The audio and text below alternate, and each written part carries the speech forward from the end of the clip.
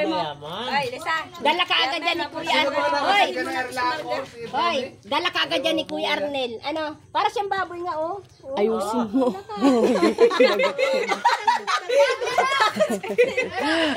Sabi mo na kaamo mo na. Siyempre, hindi ako ano niyan eh. Marga. Ayusin mo na. Siyempre Pero mabait naman siya. Hindi naman talaga mangangagat yan. Maganda na hitsura. Uy, ito na ako.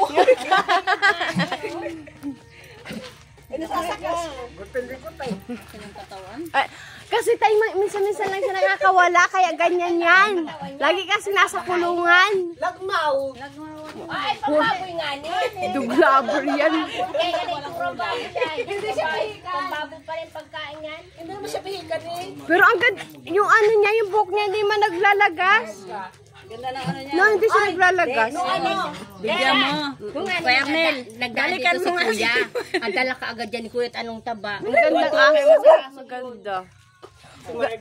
May lahi yan eh. Ganda tayo pati niya. Hindi siya ko. Yan, ayun na. Hindi pa naman niya kilala yung aso na yan. Hindi, mag-amuyan kayong dalawa. Ang laki. Ay, 1/4 lang kita. Ang gandang aso oh. Ang laki. Chu. Uy. Ang balbon pati niya ng bata. Ang bilog naman. Pero usog.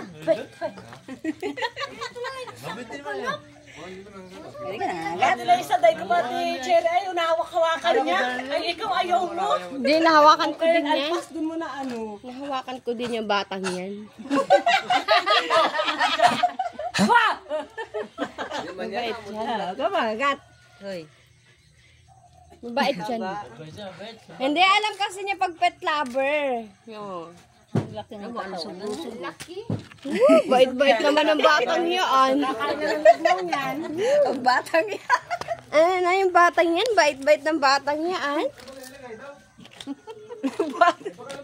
Ang cute naman ang batang ito Ate, umihi yung isa. Ay, bakit niyo kasi